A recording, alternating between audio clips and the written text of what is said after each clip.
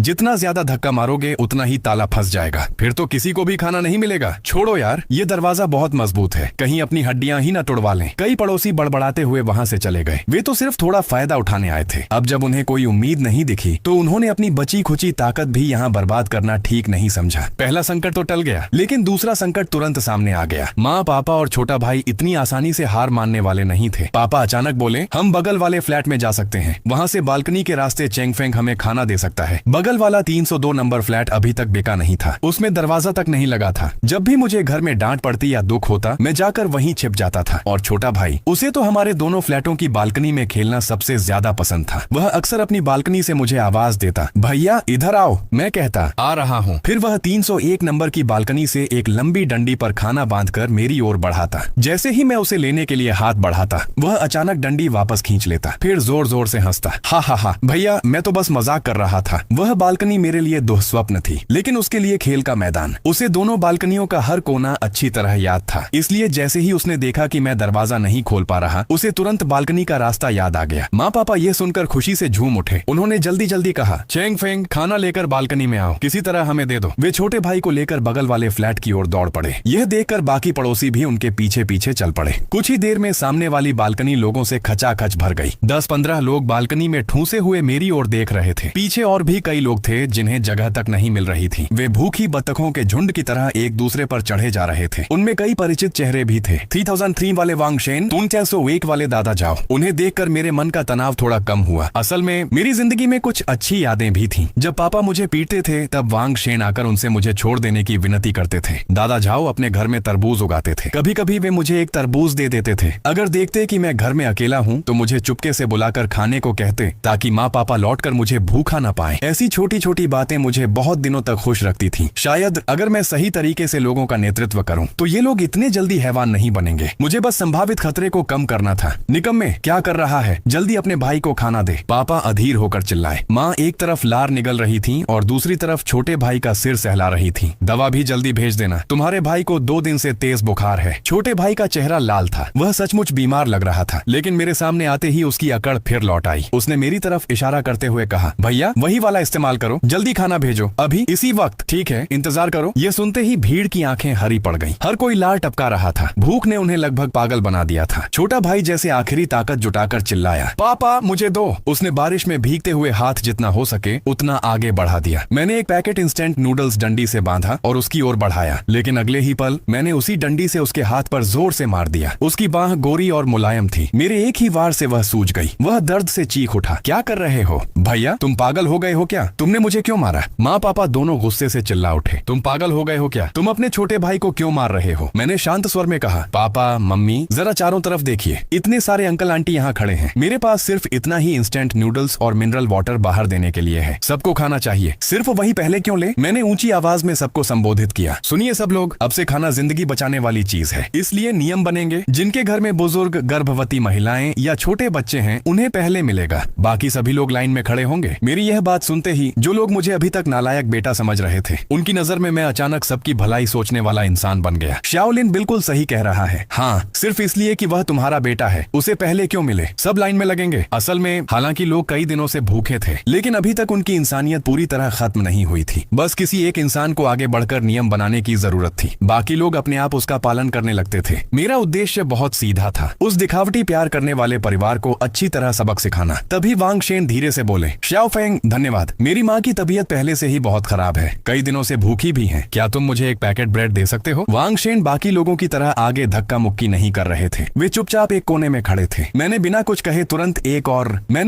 कहे एक और पैकेट मजबूती से बांधकर उनकी ओर बढ़ा दिया। वांग शेन ने उसे पकड़ लिया। ये आपकी माँ के लिए है। मैंने कहा, सब लोग धक्का मुक्की मत कीजिए, सबको हिस्सा मिलेगा। भीड़ ने अपनी छीना झपटी की इच्छा पर काबू रखा और रास्ता छोड़ दिया ताकि वांग शेन पहले ले सके। यह देखकर मेरे मन का बोझ हल्का हो गया। कम से कम लोग अभी भी समझदारी से काम ले रहे थे। लेकिन तभी माँ अचानक झपट कर आगे बढ़ी, ब्रेड का पैकेट छीन लिया और उसे सीने से कस कर लगा लिया। ये हमारे घर की ब्रेड है, मैं इसे किसी और को नहीं दूंगी। सब लोग दूर हट जाओ। उनके चेहरे पर क्रूरता साफ दिखाई दे रही थी। छोटा भाई भी चिल्लाने लगा, ये हमारे घर की ब्रेड है, तुम लोग दूर हटो। किसी ने कहा, यह तो श्याओ फेंग ने वांग शेन को दी है, तुम लोग ऐसी जबरदस्ती क्यों कर रहे हो? माँ बोली, अगर चेंग फेंग अच्छा इंसान बनना चाहता है तो बने, मुझे कोई फर्क नहीं पड़ता। ये ब्रेड हमारे घर की है, देखती हूँ कौन इसे छीनता है। पापा अपने लंबे चौड़े शरीर पर घमंड करते हुए हमेशा की तरह अकड़ कर खड़े हो गए। लेकिन वे भूल गए थे, यह पहले वाला समय नहीं था। अब कोई उन्हें सहने वाला नहीं था। भीड़ में से एक मजबूत आदमी गुस्से में आगे आया, इतना रौब किस बात का दिखा रहे हो? तुम रोज चेंग फेंग को मारते थे, ये बात पूरी बिल्डिंग जानती है। अब अचानक याद आ गया कि वह तुम्हारा बेटा है। पापा फिर भी अकड़ कर बोले, वह मेरा बेटा है, चाहूं तो मारूं, चाहूं तो डांटूं। तुम लोगों को क्या? अब कुछ पड़ोसी भी सहन नहीं कर पाए। किसी ने उन्हें धक्का देते हुए कहा, चेंग फेंग के पास तो पूरी एक पेटी ब्रेड रखी है, क्या तुम लोग सिर्फ इस एक पैकेट के लिए लड़ रहे हो? अगर वह बांटना चाहता है तो उससे मांगो। माँ ने तुरंत सारा ध्यान मेरी ओर मोड़ दिया। जैसे ही सब लोगों की नजर मेरी तरफ गई, वे तुरंत पापा और छोटे भाई को खींचकर बालकनी के सबसे कोने में ले गई। तीनों ने चूहे की तरह दुबक कर पैकेट फाड़ा और भूखे भेड़ियों की तरह ब्रेड खाने लगे। मैंने लंबी सांस ली, फिर इंस्टेंट नूडल्स का पूरा डिब्बा उठाया और वापस कमरे में जाने लगा। मैंने जानबूझकर कहा, अगर माँ पापा इतने जबरदस्ती करेंगे तो रहने दीजिए, सबके बीच झगड़ा न हो, इसलिए मैं अब खाना नहीं बांटूंगा। अरे मत जाइए शाओलिन, श्याओ फेंग, रुको।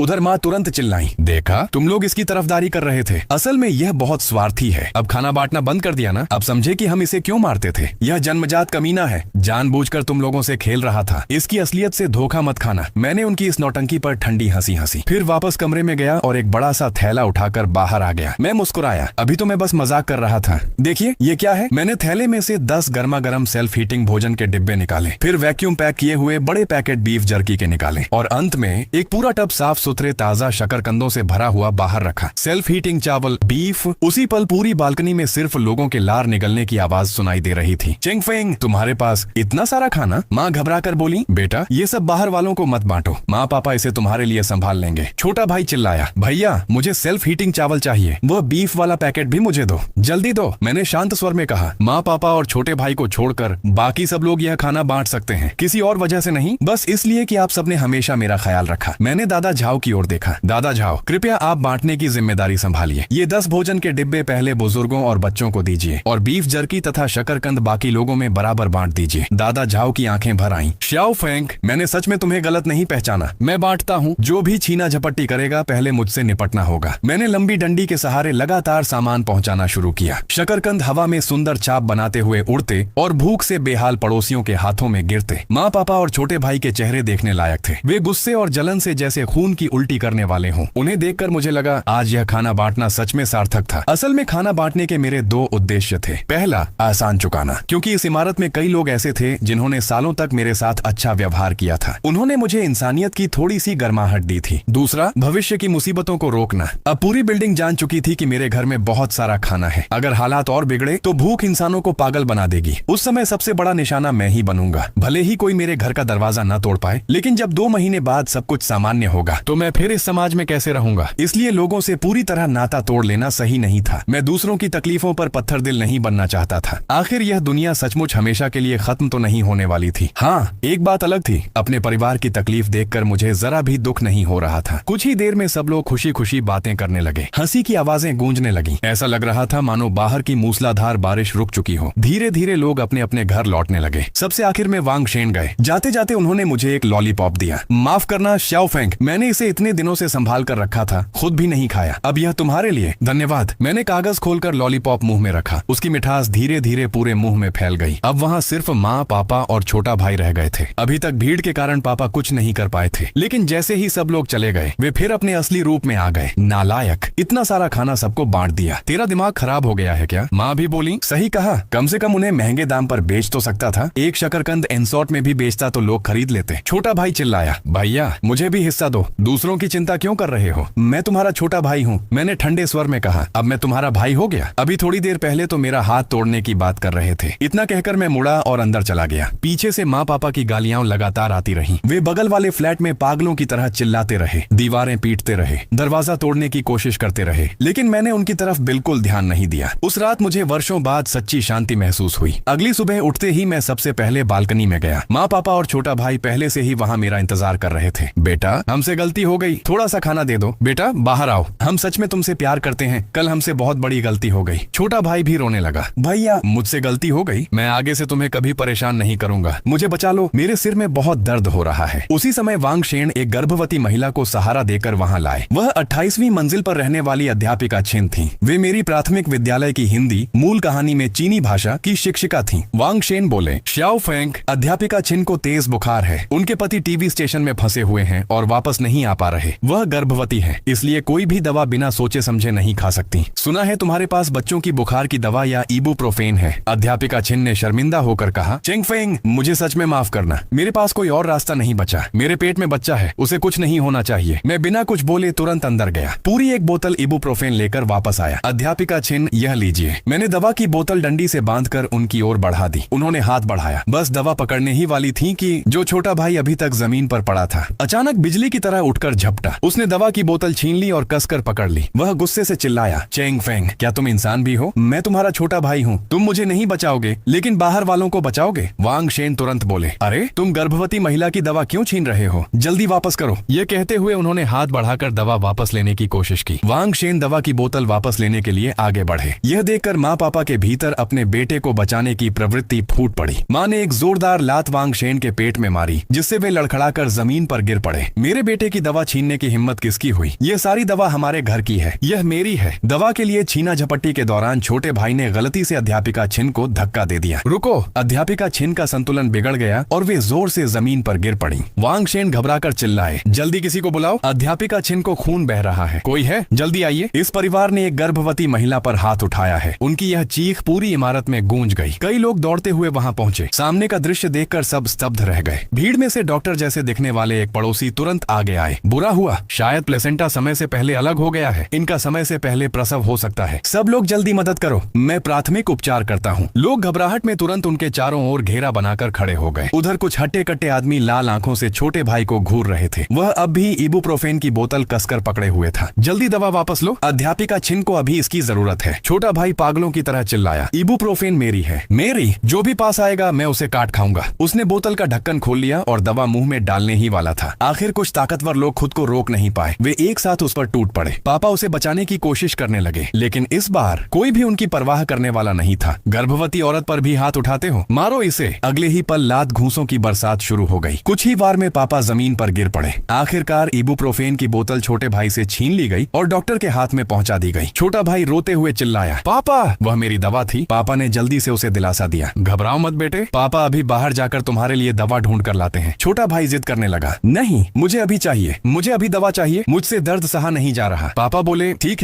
है, मैं अभी तुम्हारे लिए दवा ढूंढ कर लाता हूँ, बस थोड़ा और सह लो। पापा अभी लौटते हैं। लेकिन छोटे भाई को फिर भी भरोसा नहीं हुआ। वह मुड़कर माँ की गोद में गिर पड़ा। माँ, आप तो मुझसे सबसे ज्यादा प्यार करती है ना, आप भी बाहर जाकर मेरे लिए दवा ढूंढिए। छोटे भाई की ये स्वार्थ से भरी बातें सुनकर और सामने फैले इस पूरे तमाशे को देखकर मैं बालकनी में बिना किसी भाव के खड़ा रहा। सिर्फ इबुप्रोफेन की एक बोतल और उसने तुम्हारे इस नकली पारिवारिक प्रेम का पूरा मुखौटा हमेशा के लिए उतार दिया। आखिरकार अध्यापिका छिन का बच्चा बच गया, लेकिन वह समय से पहले पैदा हुआ था। वह जिंदा रह पाएगा या नहीं, अब यह किस्मत पर निर्भर था। उस रात मैंने अध्यापिका छिन को सेल्फ हीटिंग चावल के 10 डिब्बे और कुछ सेब दिए। जहाँ तक मेरे तथाकथित परिवार का सवाल था, उन्होंने गंभीर अपराध किया था और पूरी तरह सबके द्वारा अलग थलग कर दिए गए। समय भूख, ठंड और पीड़ा के बीच जैसे ठहर सा गया था। लगातार 1 महीने तक बारिश होती रही। पानी बढ़ते बढ़ते 15वीं मंजिल तक पहुंच गया। 1.5 महीने बाद उस सुबह जब मैं हमेशा की तरह बालकनी में आया तो बगल वाली बालकनी से बहुत ही हल्की सी आवाज सुनाई दी। मैंने मुड़कर देखा, वह मेरी माँ थी। चेंग फेंग, मुझे बचा लो, कोई मुझे खाने के लिए कुछ नहीं दे रहा, कृपया बस एक निवाला दे दो। मैंने शांत स्वर में पूछा, तुम्हारे प्यारे पति और लाडले बेटे कहाँ हैं? माँ ने कांपती आवाज में कहा, तुम्हारे पापा ने पानी में तैरता हुआ एक डिब्बा देखा था, उसे उठाने गए और बहाव उन्हें बहा कर ले गया। ओह, मेरे मन में कोई खास हलचल नहीं हुई। वह आदमी उसी दिन मेरे लिए मर चुका था, जिस दिन पिछली जिंदगी में उसने मुझे तहखाने में बंद कर दिया था। हमारे बीच तब से कोई रिश्ता नहीं बचा था। माँ रोते हुए बोली, तुम्हारे हमें बचा सकते थे। तुम्हारे पास इतना सारा खाना था, फिर भी तुमने हमें अपनी आंखों के सामने तड़पते देखा। क्या तुम अब भी इंसान कहलाने लायक हो? मैंने उनकी ओर देखते हुए कहा। 3 साल पहले जब घर में आग लगी थी, पापा छोटे भाई को उठाकर भाग गए थे। तुम कुत्ते को गोद में लेकर बाहर निकल गई थी और मुझे अकेला घर के अंदर बंद कर दिया था। अगर दादा झाओ दरवाजा तोड़कर मुझे बाहर न निकालते तो मैं उसी दिन जलकर राख हो गया होता। उस समय क्या तुमने कभी सोचा था कि तुम इंसान हो? क्या तुम्हें कभी याद आया था कि मैं भी तुम्हारा बेटा हूँ? माँ की आवाज भर्रा गई। मैंने आगे कहा, क्या मैं तुम्हें मरते हुए देख रहा हूँ या फिर पिछली जिंदगी और इस जिंदगी दोनों में तुम ही लोग मेरी मौत चाहते थे? माँ फूट फूट कर रो पड़ी। बस अब और मत कहो, मुझसे गलती हुई। हमने हमेशा तुम्हारे साथ पक्षपात किया, हमें यही सजा मिलनी चाहिए। चेंग फेंग, मुझे माफ कर दो, माँ बहुत भूखी है। उसी समय गलियारे से किसी भूत जैसी परछाई लड़खड़ाते हुए बाहर आई। वह छोटा भाई था, वह अभी भी जिंदा था। वह लड़खड़ाते हुए बोला, अब मैं सिर्फ अपने बड़े भाई के साथ रहूंगा। दुनिया में मेरा सबसे अपना इंसान सिर्फ मेरा बड़ा भाई है। माँ का पूरा शरीर कांप उठा, मानो उनके भीतर बची आखिरी उम्मीद भी उसी पल मर गई हो। छोटे भाई ने उनकी ओर देखा तक नहीं, वह दीवार पकड़कर धीरे धीरे बालकनी तक आया, फिर मेरी ओर खुशामद भरी लेकिन टेढ़ी मुस्कान के साथ बोला, भैया आखिरकार तुम बाहर आए। इस बार मुझे थोड़ा सा खाना दे दो, मैं आगे से तुम्हारा पालतू कुत्ता बन जाऊंगा। जिसे काटने को कहोगे उसे काटूंगा। भैया बस थोड़ा सा खाना दे दो। उसे उस हालत में देकर मेरे भीतर सिर्फ एक भावना बची थी, दया। मैंने कहा, तुम्हारे पापा मर चुके हैं, तुम जानते हो ना? छोटा भाई तुरंत बोला, भैया पहले मेरी गलती थी, अब से हम दोनों अच्छे भाई बनकर रहेंगे। मैं हमेशा तुम्हारी बात मानूंगा, तुम जो कहोगे वही करूंगा। भैया बस थोड़ा सा खाना दे दो। उसकी यह बात सुनते ही जमीन पर बैठी माँ अचानक रोना बंद कर दिया। उन्होंने सिर उठाकर छोटे भाई की ओर देखा। उनकी आंखों में बची आखिरी रोशनी भी बुझ गई। उसकी जगह अब सिर्फ पागलपन और अंतिम निर्णय बाकी था। उन्होंने धीमे स्वर में कहा, मैं सच में बहुत बड़ी मूर्ख थी। शुरू से आखिर तक मुझे तुमसे कभी इतना प्यार नहीं करना चाहिए था। मैं अपनी जगह बिल्कुल स्थिर खड़ा रहा। अगले ही पल माँ रेलिंग पार कर गई। कूदने से पहले उनके चेहरे पर अजीब सी मुक्ति भरी मुस्कान थी और फिर दुनिया एकदम शांत हो गई। आधा महीना बाद बारिश आखिरकार रुक गई। कई दिनों बाद सूरज की किरणें बादलों को चीरती हुई पानी में डूबे शहर पर बिखर गईं। आसमान में हेलीकॉप्टरों की आवाज गूंज उठी। बचाव दल आखिरकार पहुंच चुका था। मैंने वह भारी सुरक्षा वाला दरवाजा खोला जो पूरे 2 महीने से बंद था। दरवाजे के बाहर दादा झाओ, वांग शेन और अपनी गोद में समय से पहले जन्मे बच्चे को लिए अध्यापिका छिन खड़े थे। सबने एक दूसरे की ओर देखा और बिना कुछ कहे मुस्कुरा दिए। सब कुछ आखिरकार खत्म हो चुका था। 6 महीने बाद बाढ़ का पानी पूरी तरह उतर गया। शहर का पुनर्निर्माण शुरू हो चुका था। परिवार का इकलौता उत्तराधिकारी होने के कारण मैंने वह विला विरासत में पा लिया जो बाढ़ के पानी में डूब चुका था, लेकिन जिसकी मरम्मत की जा सकती थी। साथ ही माँ पापा द्वारा छोड़ी गई भारी भरकम बीमा राशि भी मुझे मिली। मैं विला के लॉन में बैठा था। मैंने एक फ्रिस्बी दूर उछाल दी। मेरा कुत्ता खुशी खुशी उसे पकड़ने के लिए दौड़ पड़ा। गर्म धूप पूरे शरीर पर फैल रही थी। अब न कोई ठंड थी और न ही कोई